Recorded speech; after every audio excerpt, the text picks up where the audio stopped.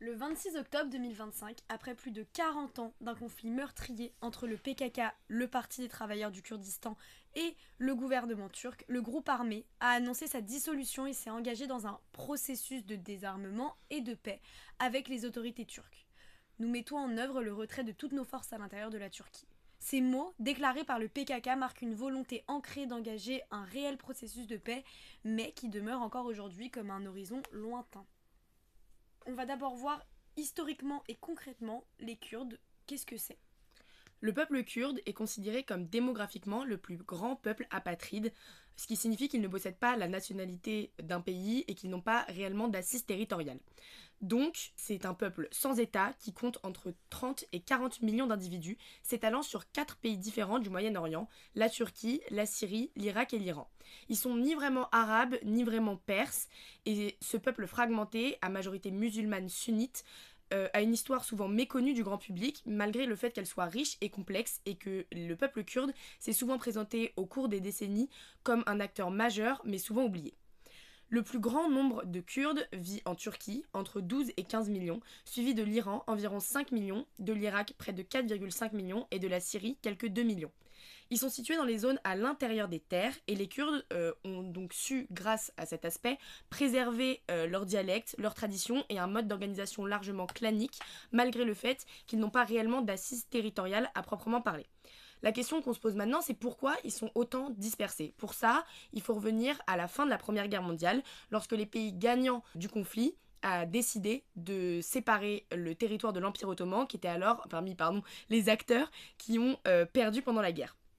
Donc c'est particulièrement les Anglais et les Français qui vont faire différents traités et promesses aux différents peuples qui vivaient sur le territoire de l'Empire ottoman et du Moyen-Orient en général, donc que ce soit les Juifs, les Arabes, les Kurdes ou encore d'autres petits peuples un peu fragmentés.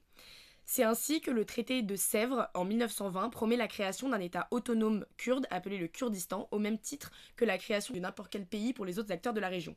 Mais il est remplacé en 1923 par le traité de Lausanne, et celui-ci ne mentionne à aucun moment la création de cet État kurde promis, et c'est donc à partir de ce moment-là que le peuple kurde s'impose comme un acteur oublié.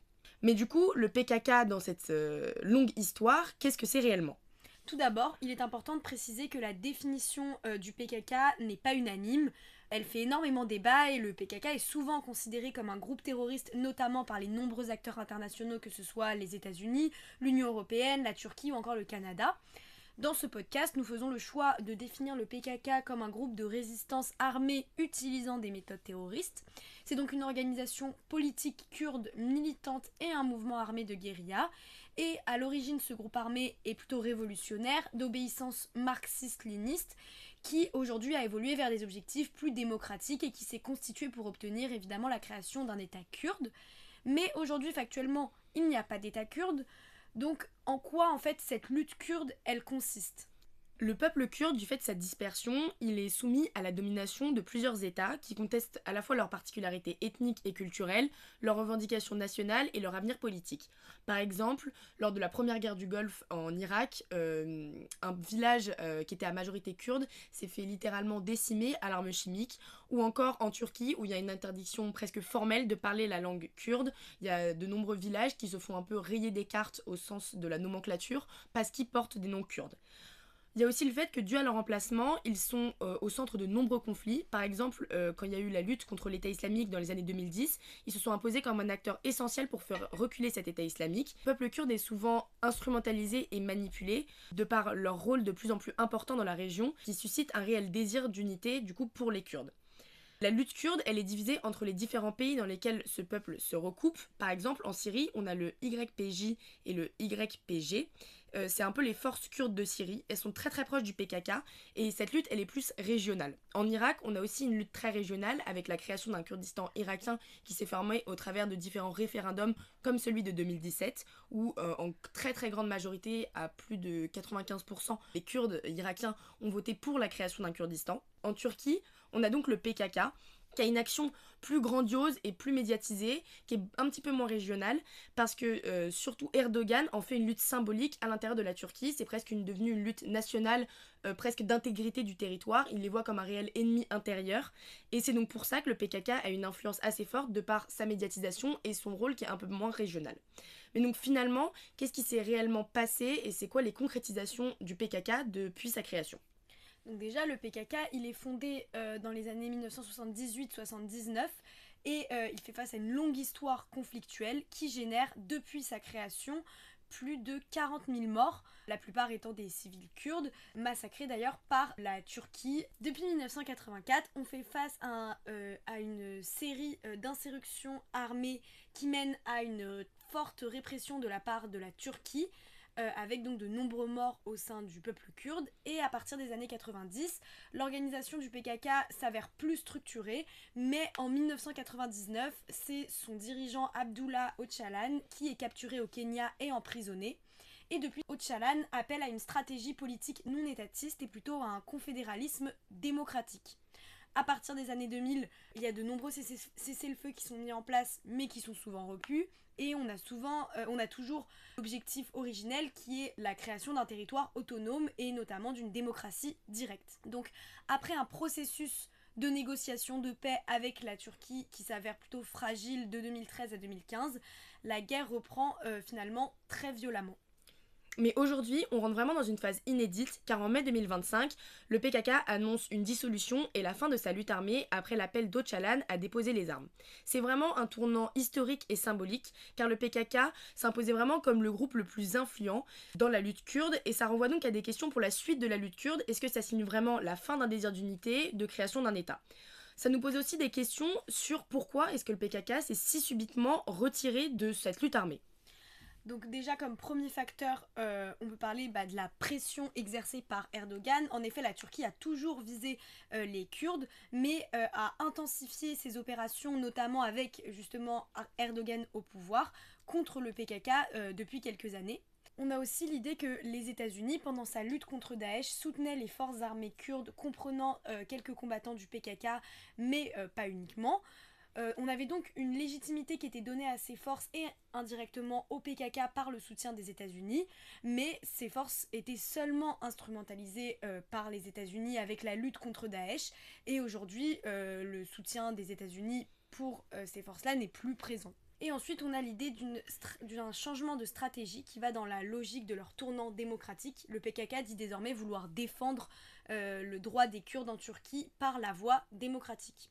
Donc finalement, ce qui se passe en ce moment s'inscrit dans des enjeux plus larges concernant le PKK et la lutte kurde de manière plus générale, et l'avenir du plus grand peuple apatride au monde se retrouvant désarmé face à la Turquie, et ça soulève d'abord des enjeux pour les acteurs internationaux. Un des points particulièrement importants, c'est le fait que le PKK est considéré par certains acteurs de la communauté internationale, dont l'Union européenne, le Canada, etc., comme ça a déjà été précisé avant, comme un groupe terroriste. Cette perception, elle influe sur la perception des enjeux et des conséquences de la dissolution du PKK et comment les décisions du point de vue international jouent sur les Kurdes. Elle ouvre aussi la voie à une requalification des mouvements kurdes vers un cadre plus politique. De plus, on a l'idée que les Kurdes n'ont pas de siège à l'ONU, sachant que l'ONU considère d'ailleurs le PKK comme une organisation terroriste. L'ONU considère l'étape de la dissolution comme un réel marqueur d'un processus de paix, et donc il y est grandement favorable et se dit prêt à jouer un rôle dans le processus de paix. Mais l'ONU ne reconnaît aucun droit à la sécession d'une région pour les Kurdes et parle juste de la légitimité des Kurdes à avoir des droits politiques et civils, mais finalement ne propose rien de très concret et ne prend pas réellement de parti. De plus, la disparition du PKK enlève à l'Union européenne un argument sécuritaire pour classer de nombreux militants kurdes comme associés, donc il n'y a plus vraiment d'espace politique pour la diaspora kurde en Europe. Un autre point assez central dans les enjeux, c'est ceux pour les acteurs régionaux, soit les différents pays dans lesquels sont dispersés le peuple kurde, donc la Syrie, la Turquie, l'Iran et l'Irak. Depuis la dissolution du PKK, et même plus largement depuis les années 2010, la Turquie, elle se permet d'intervenir sans l'accord de la Syrie dans la zone du Rojava, qui est une zone d'occupation kurde dans le nord de la Syrie, qui est donc collée à la frontière turque, où les forces kurdes syriennes sont très très présentes, et c'est des forces, donc le YPG et le YPJ, qui sont très alignées sur la ligne politique du PKK.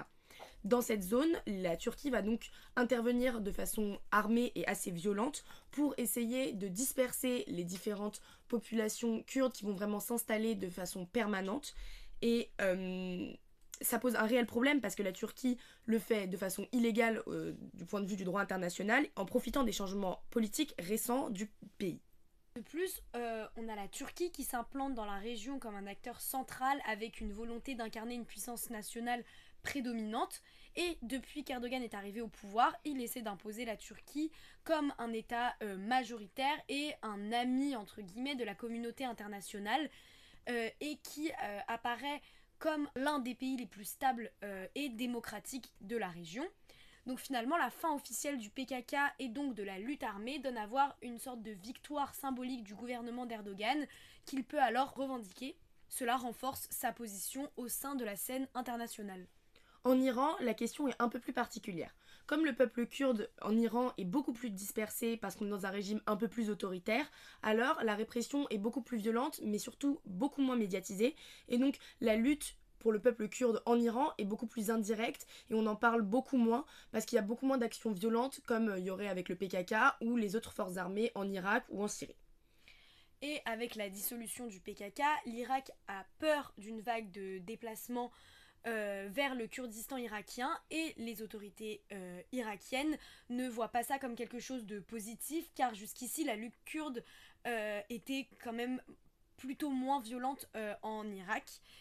Donc finalement la question de déplacement renvoie à la question des conséquences de cette décision pour les acteurs locaux, soit le peuple kurde. En effet, les enjeux pour les acteurs locaux, donc le peuple kurde, elles relèvent différents points. Par exemple, pour leur identité. Est-ce que c'est vraiment la fin de la lutte kurde ? Est-ce que la Turquie n'aurait pas gagné face à ce peuple qui tend à se faire décimer depuis toujours ? Le problème de dispersion et de fragmentation des mouvements kurdes existe depuis toujours. C'est-à-dire que comme le peuple kurde est dispersé, il y a différentes cultures un peu hybrides qui se créent entre les Kurdes syriens, les Kurdes irakiens, etc.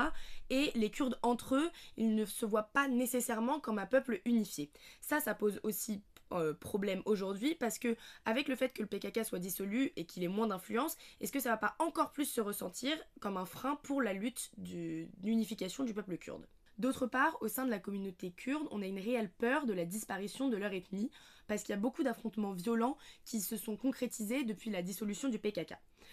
Ok, dans un premier temps, la dissolution elle est affichée comme une solution pour la démocratisation, mais finalement, elle peut mener à une Turquie beaucoup plus forte, qui renforcerait sa violence et son contrôle vis-à-vis de la population kurde. Et comme plus aucun parti ne structure vraiment la lutte kurde de façon officielle, ça serait donc plus simple pour la Turquie, entre guillemets, de frapper plus fort et que ça soit beaucoup moins médiatisé.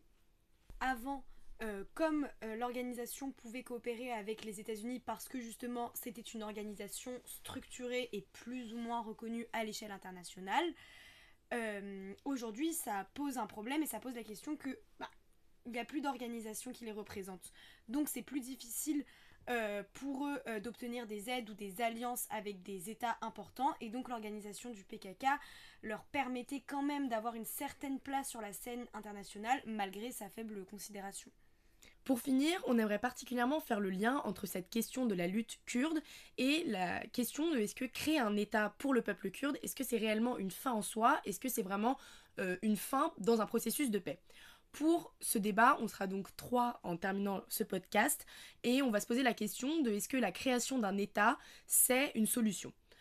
Donc pour commencer, d'après moi, je pense que la création d'un État, on a vraiment érigé ça comme une solution en elle-même, alors que dans les faits, ça l'est pas vraiment. On a par exemple des exemples assez concrets qui nous prouvent qu'aujourd'hui, la création d'un État, ça ne règle pas une situation internationale, et on peut penser au conflit israélo-palestinien.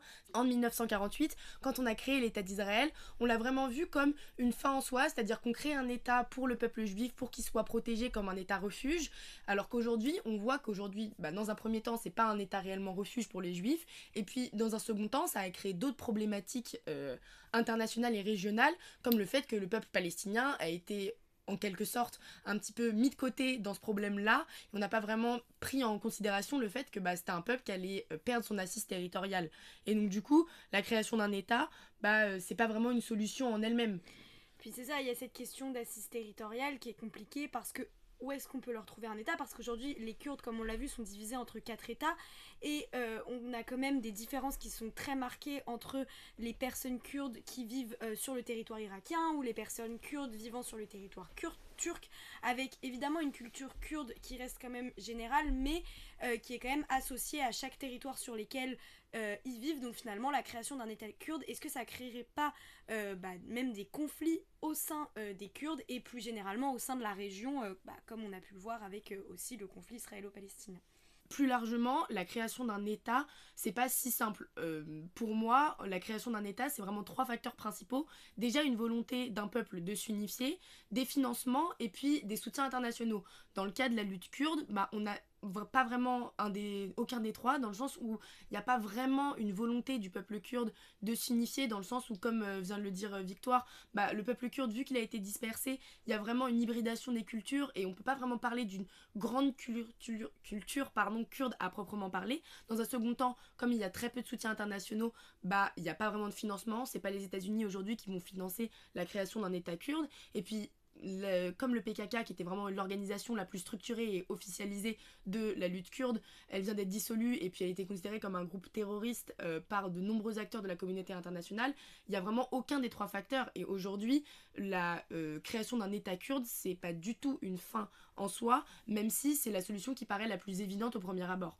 Et moi, je voulais juste rajouter par rapport à la question de la création des États kurdes, entre guillemets, dans chaque pays, donc Syrie, Irak, Iran et Turquie. Là aussi, on est un peu bloqué parce que, en faisant un parallèle sur ce qui se passe actuellement entre le Sahara occidental et le Maroc, malheureusement ou heureusement, je ne sais pas trop, on a une imbrication de toutes les populations possibles qui existent dans chacun de ces pays. Et aujourd'hui, on peut se poser la question de est-ce légitime tant pour le Sahara occidental que pour le Kurdistan de se revendiquer comme territoire autonome en sachant qu'il y a d'autres personnes qui coexistent avec eux, qui cohabitent avec eux sur ces territoires, dont des Marocains pour le cas du Sahara occidental et d'autres ethnies pour les pays du Moyen-Orient. Donc finalement, ça pose la question de savoir si la création d'un État serait réellement une fin en soi pour la paix. Et voilà pour aujourd'hui, on se retrouve dans un prochain épisode du Polycast.